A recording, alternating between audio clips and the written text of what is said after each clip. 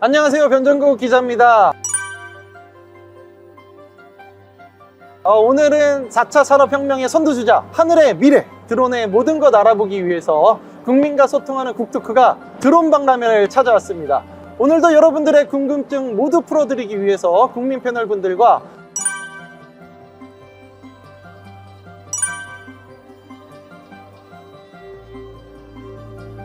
윤진한 정책관님 그리고 나진항 담당관님 모셨습니다.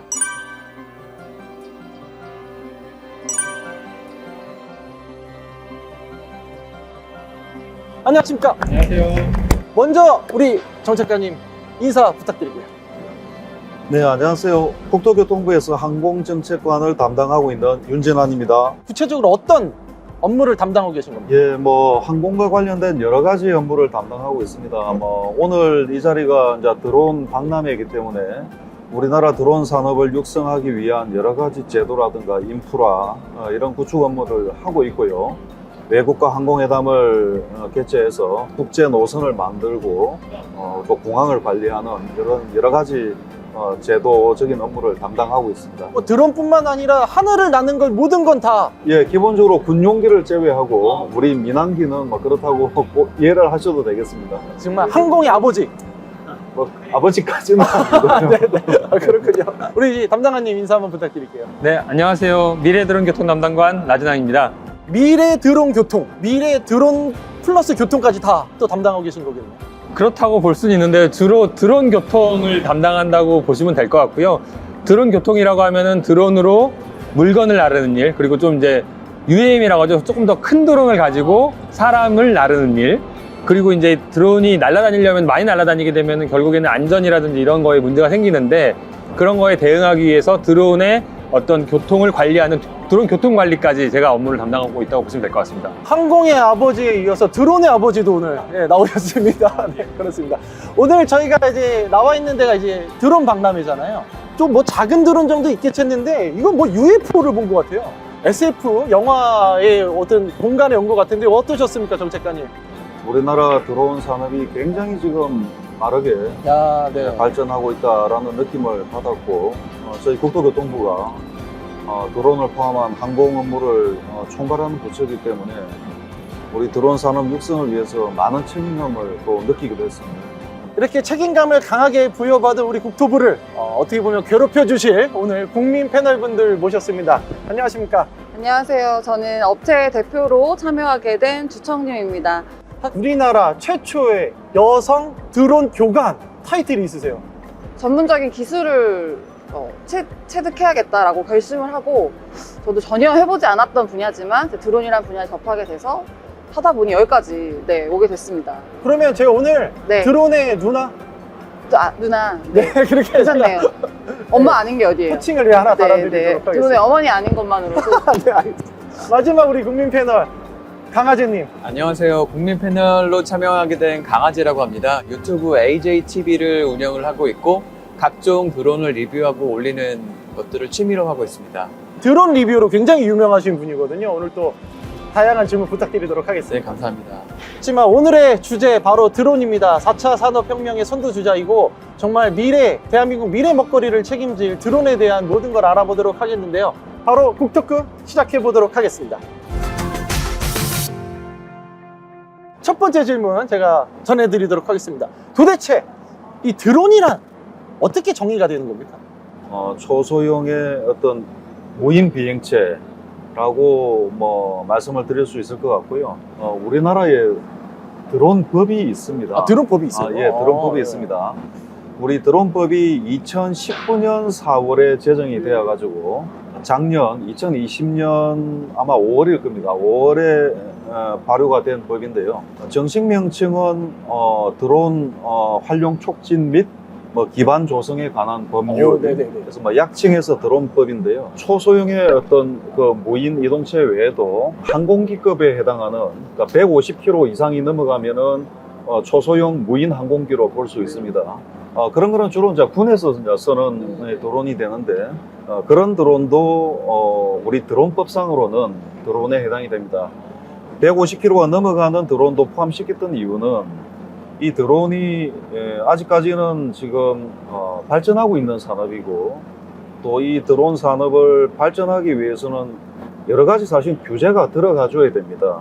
규제가 들어가 줘야 그 산업의 어떤 기술 발전을 촉진하는 측면이 있고, 또 아직까지 안전적인 차원에서도 측면에서도 완벽하지 않은 시스템이기 때문에 국민 안전을 위해서는 또 규제가 들어가야 되는데, 그런 차원에서 법적으로 좀 넓게 해서 산업을 육성하고 그다음에 안전을 확보하기 위해서 네네. 좀 넓게, 법적으로는 좀 넓게 개념을 좀 정의를 하고 있습니다.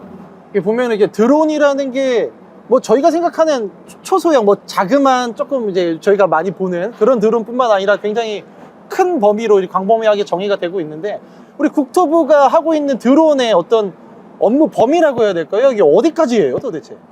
기체를 개발하는 기술 개발을 지원하는 그런 분야가 있을 거고요. 저희 국토부에서 지금 순수하게 R&D 지원하는 게 올해 아마 100억 조금 넘는 걸로, 저희 국토부만. 그 다음에는 이제 기체가 있어야 되고, 그 다음에는 이 기체를 가지고 날릴 수 있는 인프라가 있어야 되겠죠. 그래서 이제 조금 더 큰 드론 같은 경우는 이제 UAM이라고 이제 사람을 태울 수 있는 이제 드론이 나오게 됩니다. 그런 것들을 이제 띄울 수 있는 공항 같은 인프라가 있어야 되고, 그 다음에 또 우리 드론 업체가 기술 개발을 하는 과정에서 이게 사실 완벽하지 않기 때문에 테스트 할 수 있는 전용 시험장이 따로 있어야 되거든요. 그래서 이제 저희 국토부가 현재는 3개의 드론 시험장을 운영을 하고 있습니다. 그런 인프라적인 측면이 이제 있을 것이고, 마지막으로는 제도적인 지원이 필요하거든요. 결국은 이 드론은 하늘을 날아다니면서 여러 가지 어떤 뭐 수송을 한다든지 뭐 청량을 한다든지 하는 업무를 하기 때문에 이게 떨어질 수가 있습니다. 그래서 굉장히 위험하죠. 그래서 이거를 기술을 개발하고 실제 상용화를 하기 위해서는 그 안전성에 대한 인정이라는 부분이 있습니다. 그런 인정과 같은 그런 여러 가지 제도적인 어떤 그런 정책 업무가 있다고 볼 수 있겠습니다. 네. 패널분들 뭐 궁금하신 거 없습니까? 드론을 운영을 하기 위한 자격 요인은 어떻게 될까요? 저희 국토부가 금년 3월부터 좀 제도를 바꿨습니다. 그래서 이 드론은 떨어졌을 때 결국은 무게가 좀 중요하거든요. 그래서 무게를 가지고 저희가 위험도를 나눴고요. 총 4단계로 저희가 자격증을 나눴습니다. 그래서 1종에서 4종으로 나눴고, 맨 아래쪽에 있는 4종은 드론의 무게가 250g에서 2kg 사이, 그 다음에 3종은 2kg에서 7kg, 2종은 7kg에서 25kg, 가장 무거운 1종은 25kg에서 아까 말씀드린 150kg 사이 대형 드론을 운용하는 자격증으로 나눠져 있고요. 4종 같은 경우는 교통안전공단에서 운영하는 6시간의 온라인 교육만 이수를 하시면 됩니다. 1종에서 3종은 뭐 소정의 필기시험, 실기시험, 거기다가 자격증마다 조금 차이는 있습니다만은 비행 경력이 또 좀 필요하게 됩니다. 예. 자, 우리가 이제 드론 저도 자격증을 되게 따고 싶은데, 우리 대표님이 이쪽에 또 현업에 계시니까 일종을 따고 싶은데 네. 비용과 시간이 좀 얼마나 들어와요?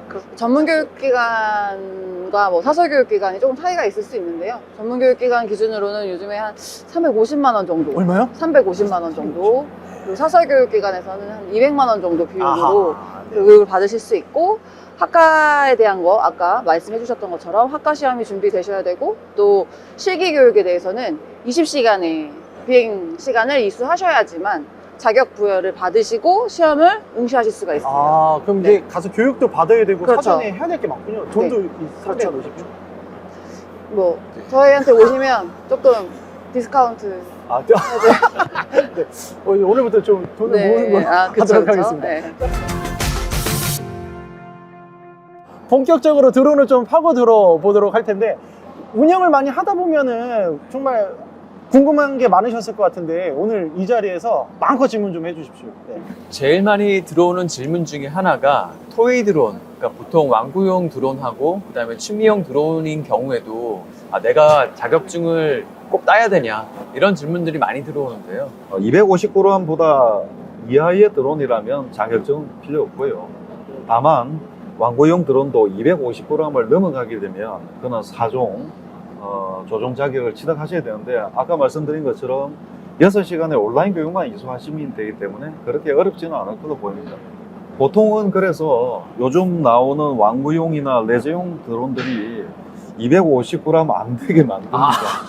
그렇지. 또 괜히 또 자격증 필요하다면 안 사니까. 그렇죠. 업체들도 뭐 보통이겠습니까? 네, 알겠습니다. 드론 관심이 많아지면서 뭐 저도 기자하면서 많이 기사도 좀 썼던 부분인데 이게 약간 민감한 부분인데 이게 약간 불법 촬영, 사생활 촬영 이런 문제가 사실 좀 있잖아요. 최근에 몇 년 전에는 또 부산 쪽에서는 굉장히 좀 문제가 네, 됐던 맞습니다. 뭐 그런 예, 사례도 예. 있습니다. 그래서 지금 이 드론을 날리는 어떤 그거를 규제하는 법이 항공안전법인데요. 예. 항공안전법에서는 드론을 가지고 사인의 개인정보를 취득한다든가 전송을 했을 때는 개인정보보호법에 의해서 형사처벌까지 받을 수 있도록 네, 그렇게 되어 있고요. 또 최근에는 이 드론을 가지고 무단으로 그냥 촬영만 해도 5천만 원 이하의 과태료를 차는 개인정보보호법 개정안이 지금 추진되고 있습니다. 제가 뭐 항공 담당 또 기자를 오래 하다 보니까 최근에 이런 일이 있었어요. 뭐 인천공항에서 비행기들이 가고 있다가 몇십 대가 단체로 김포공항으로 회항을 한 적이 있습니다. 그게 알고 보니까 우리가 알지 못했던 미확인 물체가 지금 떠다니는 거예요. 그게 알고 보니까 드론이었는데 이렇게 뭐 항공기랑 심지어 부딪히는 경우도 있고 이게 또 허락 없이 날리다 보니까 문제가 생기거든요. 맞습니다.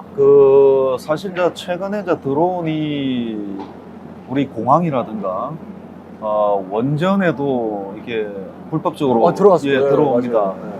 뭐 아마 잘 아실 건데 2018년 아마 12월일 겁니다. 그때 런던 게트윅 공항에 드론이 불법적으로 여러 차례 들어와 가지고 그때 36시간 동안 게트윅 공항이 폐쇄가 됐었거든요. 그래서 그때 그 이후에 우리나라에서도 이 안티드론 시스템이라는 걸 만들었습니다. 이 드론이 굉장히 조그만하거든요. 그래서 이 조그만한 드론도 탐지할 수 있는 강력한 전파를 쏘는 이 레이더를 우리 인천공항 그리고 또 지금 김포공항에 지금 설치를 했고요. 지금 저희가 운영을 해보니까 지금 인천공항 같은 경우는 이틀에 한 대꼴 정도 불법 드론이 실제로 들어옵니다.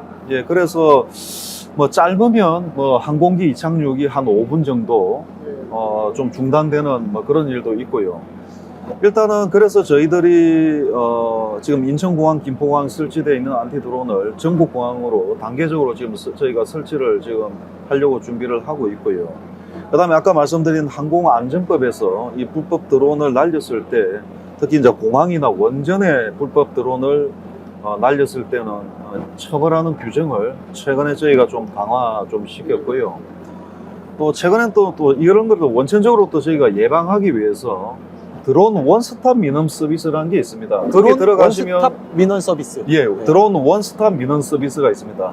거기 들어가시면은 어떤 공역에서는 드론을 날릴 수 있고 어떤 공역에서는 뭐 승인을 받아야 되고 그리고 어떤 공역에서는 아예 드론을 비행할 수 없습니다라고 저희가 상세하게 안내하고 있기 때문에 드론을 날리기 전에는 조금 귀찮으시더라도 한번 드론 민원 서비스에 한번 좀 들어가서 한번 보실 필요가 있겠습니다. 하나 덧붙이자면 제도적인 것과 함께 삭별 장치를 단다든지 아니면은 드론의 위치를 파악해서 교통을 관제하든지 뭐 이런 거에 대해서 저희들이 이제 연구를 진행을 하고 있고요. 그러면 이제 그런 이제 사생활 침해라든지 이런 부분에 대해서 국민들이 우려하시는 바를 조금 더 저희들이 좀 줄여드릴 수 있지 않을까 그렇게 기대를 하고 있습니다. 이 뭐 드론이 이렇게 인기가 많은 이유가 활용하는 이제 곳이 많아졌다 뭐 이런 의미일 텐데 그 요즘에 드론이 활용되고 있는 분야가 어떤 분야들이 있어요?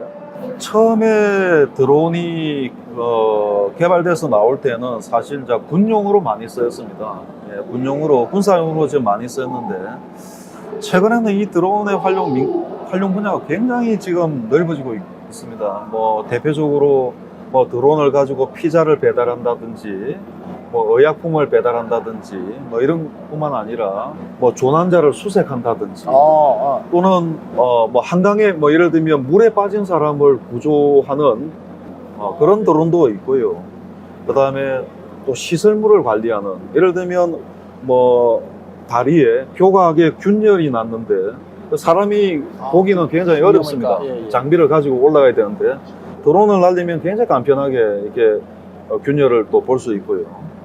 그 다음에 또 최근에는 이 드론이 또 많아지다 보니까 이런 불법 드론이 아까 말씀드린 공항이나 원전에 들어오지 않도록 원천적으로 방어하는 또 불법 드론 탐지 시스템, 예, 이런 분야까지 지금 예, 발전하고 있습니다. 이 드론이 사람들이 살고 있는, 굉장히 많이 살고 있는 도심지를 운행을 해야 되기 때문에 이 드론 자체의 그 운항의 안전성이 굉장히 높아야 됩니다. 그리고 또 이게 안전하게 정확한 그 지점에 착륙을 해야 되기 때문에 아주 정밀한 일반적인 우리 GPS가 아니라 RTK GPS라고 하는데요. 정밀 GPS를 장착을 하고 굉장히 정밀하게 착륙하는 예, 그런 기술들을 지금 활용을 한 그런 사례입니다. 드론을 가지고 피자를 배달하는 게 오토바이를 가지고 배달하는 것보다는 좀 속도도 빠르고 더 예. 따끈따끈하게. 예, 그렇죠. 그리고 또 이거는 또 못하기 때문에 또 탄소도 배출하지 않고 야, 또 친환경, 깨알 같은 또 친환경 자랑까지. 네, 이렇게. 환경에도 좋습니다. 네, 알겠습니다. 지금 말씀하신 대로라면 드론이 정말 일상으로 굉장히 빠르게 스며들고 있는데 그럼 국토부에서는 드론 산업을 지원하기 위해서 어떤 준비들을 하고 계실까요? 일단 드론은 일단 기체가 있어야 됩니다. 그래서 우리 드론 업체들이 기술 개발할 수 있도록 R&D를 통해서 개발할 수 있도록 하고 또 그런 업체들이 자유롭게 창업할 수 있도록 하는 그런 공간도 또 필요하거든요. 그래서 지금 저희가 판교에 드론 기업 지원 허브 센터를 운영해서 드론 스타트업들이죠. 드론 스타트업들이 그 드론 기업 지원 허브에 들어와서 자유롭게 기술 개발을 할 수 있도록 그렇게 지원도 저희가 하고 있고요. 그 다음에 또 드론을 가지고 개발을 했을 때 이거를 인정을 받아야 되거든요. 기술 인정하는 인증센터도 저희가 지금 구축을 지금 하고 있습니다. 그 다음에 또 드론을 가지고 또 운용하시는 분들 같은 경우는 또 교육을 또 시켜줘야 되지 않습니까? 그래서 우리 공공기관 같은, 예를 들면 경찰이라든가 소방이라든가 그런 교육센터도 지금 운용을 하고 있고요. 그 다음에 또 이 드론 산업을 체계적으로 육성하기 위해서는 일단 플랜이 있어야 됩니다. 중장기 플랜이 있어야 됩니다. 그래서 저희가 드론 산업 발전 기본 계획을 지금 만들어서 운영을 하고 있고, 그 다음에 또 이 드론 산업을 저희가 실태를 모르면은 정확한 정책을 펼 수가 없습니다. 그래서 이 드론 산업을 또 실태를 또 분석하는 실태조사 이런 사업도 필요하거든요. 그래서 올해부터 저희가 드론 산업 실태조사를 하고 있고요. 그래서 크게 봐서는 기술 개발, 그 다음에 인프라, 그 다음에 제도적인 지원, 이 세 가지를 맞물려서 잘 운용을 지금 해야 된다라고 지금 보고 있고, 저희들도 더 앞으로 더 열심히 노력하겠습니다. 네. 기대하겠습니다. 네. 드론이 우리 일상에 점차 이제 스며들게 되면서 자연스럽게 드론 택시에 대한 기사도 많이 보게 되는데요. 이런 뭐 드론 택시 관련된 법안이나 정책은 어떻게 되는지 좀 답변해 주실 수 있는지. 드론 택시의 개념부터 좀 설명을 드려야 될 것 같은데요. 비행기 같은 경우에는 활주로가 필요하고, 그 다음에 헬리콥터 같은 경우에 너무 이제 시끄럽기 때문에 도심으로 들어오지 못했거든요. 근데 이제 최근에는 이제 모터 기술이라든지 배터리 기술이 발달하면서 사람을 나를 수 있게 된 건데, 이제 그렇게 되면서 이제 사람을 나를 수 있는 교통수단이 그러니까 하늘을 통해서 나를 수 있는 교통수단이 결국엔 도심으로 들어올 수 있게 됐다라고 보시면 될 것 같고요. 사실은 이 시장을 굉장히 커질 거다라고 보는 기관들이 많습니다. 그래서 드론 택시, 그러니까 UAM이라고 부르는데 이 기체를 개발한 업체만 세계적으로 300개가 넘을 정도로 이제 많은 기업들이 도전을 하고 있고, 본격적으로 이제 이 UAM 산업을 육성해야겠다라는 생각을 가지고 있고요. 작년 6월에 UAM 로드맵이라는, KUAM 로드맵이라는 것을 발표를 했습니다. 그래서 이제 25년까지는 한번 우리나라의 최초로 이 상용화된 UAM을 도입해 보겠다라고 이제 목표를 설정을 했고요. 그걸 위해서 이제 여러 기관들이 함께 노력을 하고 있다고 보시면 될 것 같습니다. 택시도 지금 면허가 필요한 건데, 당연히 드론 택시도 면허가. 예, 당연히 필요하고요. 사실은 더 작은 드론에도 면허가 있는데 저희 UAM 드론 택시에 면허가 없다는 거는 말이 안 될 것 같고요. 현재는 사실은 근데 이제 제도적으로 갖춰져 있는 게 없기 때문에 외국 같은 경우에는 기존의 항공기라든지 헬리콥터 이제 운전면허 자격증이 있는 분들이 UAM을 운전할 수 있는 걸로 가고 있고, 그리고 저희가 지금 UAM을 위한 특별법을 준비를 하고 있는데, 그 특별법을 마련해 가는 과정에서 뭐 여러분들의 의견을 들어가지고 어떤 제도를 하는 게 가장 좋을지 고민해서 그 특별법에 담을 예정입니다.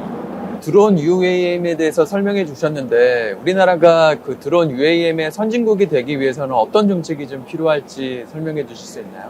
사실 이 항공 분야가 우리나라가 이제 조금 뒤처져 있는 것은 사실이거든요. 근데 이제 이 UAM이라는 것은 새롭게 열리고 있는 시장이고, 우리가 이제 배터리 기술이라든지 모터 기술 같은 경우에는 아무래도 좀 강점을 가지고 있기 때문에 한번 도전해 볼 수 있는, 그래서 이제 저희들이 여러 가지 준비를 하고 있고요. 인프라라든지 또 종합적인 이제 생태계 구축이 필요한데, 그런 것들을 위해서 저희가 UAM 팀 코리아라고 이제 민간 기업, 정부 기관, 그다음에 연구기관, 대학 등이 함께 모인 이제 어떻게 보면 정책 공동체를 만들어서 이제 준비를 해 나가고 있고요. 아무래도 이제 이게 교통수단이기 때문에 오히려 제도가 없으면 어떻게 준비해야 되지? 뭐 이렇게 고민하다가 제대로 방향을 못 잡으면 오히려 더 낭패를 볼 수가 있거든요. 그렇기 때문에 이제 UAM 특별법이라는 것을 준비를 하고 있고요. 우리나라가 그동안 항공 산업에서 좀 뒤처졌던 것들을 만회할 수 있는 기회가 되지 않을까 한번 기대를 하고 있습니다. 그렇다면 이제 드론 택시가 정말 도입이 되게 되면 노선이라든지 공역은 어떻게 계획을 하고 계시는지. 드론 같은 경우에는 저희들이 흔히 알고 있듯이 한 낮은 고도를 날잖아요. 그래서 드론이 한 150m 정도까지를 나른다고 하면 이제 기존의 항공기들은 뭐 1km 이상 이제 하늘 날아다니게 되는데요. UAM은 그 이제 빈 사이 한 300에서부터 600m 정도의 이제 고도를 나르게 될 거라고 생각을 하고 있고요.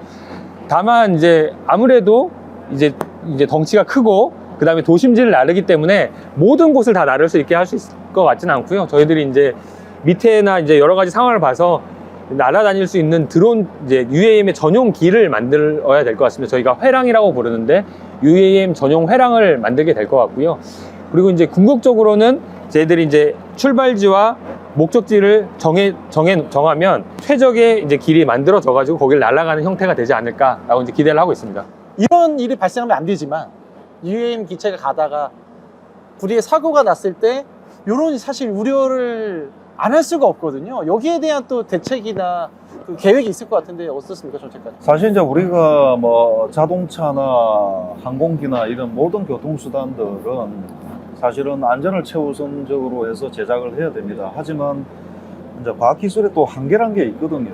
그래서 드론 같은 경우도 비행을 하다 떨어질 수가 있습니다. 그래서 저희들이 최근에 준비하는 거는 이 도심지에서 드론이 비행을 하다 떨어졌을 때 낙하선을 펼칠 수 있는 네. 사실 지금 보면 왕구형 드론 같은 경우는 드론용 낙하산이 지금 개발이 되어 있거든요. 그래서 최근에 저희들이 좀 무거운 드론, 그러니까 물건을 배송하는 드론들은 조금 무겁습니다. 한 25kg 정도.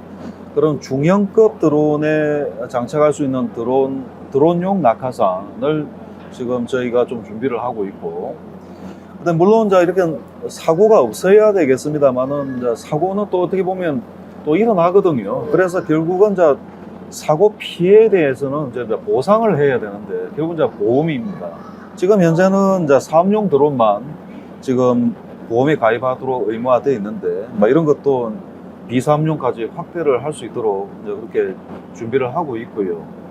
그 다음에 또 사고가 났을 때는 이게 빨리, 우리 자동차 같은 경우는 사고 나면 금방금방 보고가 그렇죠. 되지 않습니까? 일단은 뭐 보험에서 신고가 되기도 그렇죠. 하고 바로 오죠. 보통은. 그 다음에 경찰서에 또 신고를 하죠. 근데 지금 드론 같은 경우는 사고가 나면 이제 이 신고 체계, 보고 체계가 아직까지 안 갖춰져 있습니다. 예. 그래서 일단 사고가 나게 되면 이렇게 보고할 수 있는 그런 것들은 지금 보면 보험사들하고 저희가 지금 그래서 좀 연결하는 뭐 좀 그런 것들을 좀 준비를 좀 하고 있습니다. 예. 보다 많은 사람들이 드론을 접하고 관심을 갖기 위해서 예를 들면 국가의 정책, 뭐 드론 대회라든지 이런 것들이 계획되어 있는지 궁금합니다. 실제적으로 이제 보면은 이제 공간이 필요한데 그런 대회를 열기 위해서 서울시, 남양주, 광주, 대전 이런 데서 이제 드론 공원을 이제 운영을 하고 있는데 드론으로 할 수 있는 게 굉장히 레저 활동이 굉장히 많거든요. 뭐 드론 축구, 뭐 드론 낚시, 드론 낚시. 그리고 드론 레이싱 막 슉슉 날아다니는 거 있잖아요. 근데 드론 레이싱 같은 여러 개 것들이 있는데 그런 것들을 이제 뭐 저희 정부만 할 수 있는 건 아니고 관련 드론 협회들이 굉장히 많이 있습니다. 그래서 그런 드론 협회들하고 함께 그런 이제 드론 레저 활동을 조금 더 활발하게 할 수 있는 도록 한 여러 가지 노력들을 계속 해나갈 예정입니다. 우리나라 드론 시장의 규모나 기술력이 한 세계 10위 정도인 걸로 나옵니다. 작년에 아마 한 5천억 정도 시장 규모인 걸로 나오고 2017년에는 한 2천억 원 정도였으니까 굉장히 지금 빠르게 지금 발전하고 있고요. 전 세계 드론 시장의 규모는 아마 한 27조 정도 봅니다. 27조 원 정도로 보는데 거기에 활용 시장이 거의 80%거든요. 그 다음에 이제 하드웨어가 한 16%, 뭐 소프트웨어가 한 4, 5% 이래 되는데 2025년에는 이거를 1조 원 정도로 규모로 1조 원 정도 규모로 육성하고 2025년 정도면은 좀 히트 상품을 만들어야 되겠다. 상용화 그 성공 모델을 한 25개 정도 만들어서 우리나라 드론 산업을 그 발전시키는 좀 마중물로서 좀 만들자라고 이제 해서 며칠 전에 저희가 그 대책을 만들었고요. 앞으로도 최선을 다해서 열심히 노력하겠다라는 마지막 말씀을 드리겠습니다. 자, 오늘 이렇게 드론 A to Z 정말 드론에 대한 다양한 이야기 나눠봤는데 오늘 어떠셨습니까? 업계에 있다 보니 종종 많은 분들이 질문을 주시거든요. 우리나라 드론이 얼마나 발전할 수 있냐, 우리나라 드론 택시 정말 가능한 거냐, 이런 질문들을 많이 하시는데 사실 불투명하게 제가 무턱대고 대답을 해드릴 수 없는 부분들이 좀 많았었어요. 근데 오늘 이렇게 두 분 만나 뵙고 이렇게 대화하는 시간을 가져보니까 저도 이제 충분히 누가 물어보면 투명하게 자신 있게 대답을 해드릴 수 있을 것 같고요. 궁금증이 아주 시원하게 네. 해소가 됐습니다. 우리 강아지님. 오늘 두 전문가분들께서 자세하게 설명을 해주셔서 드론에 좀 더 많은 관심이 생긴 것 같고 흐뭇한 마음으로 저는 박람회를 한 번 더 봐야 될 것 같습니다. 기자로서 오늘 배운 게 너무 많아가지고 빨리 기사를 좀 많이 써서 드론에 대해서 저도 몰랐던 걸 너무 많이 알아가지고 자세한 설명해서 국민 여러분들께 저조차도 이제 드론의 활성화를 위해서 조금 미진하지만 역할을 해야 되지 않나 그런 생각이 듭니다. 네. 저희 두 분 우리 항공의 아버지와 드론의 아버지가 함께 하셨는데 어떠셨습니까? 뭐 굉장히 재미있었고요. 그러니까 저희는 당연하게 했던 건데 이제 궁금해 하신다고 하니까 우리들이 좀 국민들 눈높이에서 다시 한번 좀 정책을 생각해 보겠다라는 생각도 했고 UAM이 아무래도 이제 새로운 산업 보니까 이 국민 여러분의 관심을 먹고 살고 있거든요. 그러니까 저희들이 국민 여러분이 편안하고 안전하게 이용할 수 있는 UAM을 만들 테니까 그 과정에 조금 지속적으로 관심을 가져주셨으면 더 좋겠다. 뭐 이런 말씀을 드리고 싶습니다. 우리 드론 산업이 우리 경제 발전을 촉진할 수 있는 그런 산업이 될 수 있도록 저희 국토교통부에서 저희 나름대로 최선을 다해서 노력하고 또 그 드론이 국민 일상생활에서 굉장히 편리하게 활용이 될 수 있도록 많은 국민들이 그 드론을 또 즐기고 할 수 있도록 저희들도 열심히 노력하겠습니다. 네, 오늘 드론에 관한 모든 것 알아봤는데요. 다음 시간에는 더욱 알찬 콘텐츠 가지고 여러분들 만나 뵙도록 하겠습니다. 우리 모두 국토크예요. 안녕!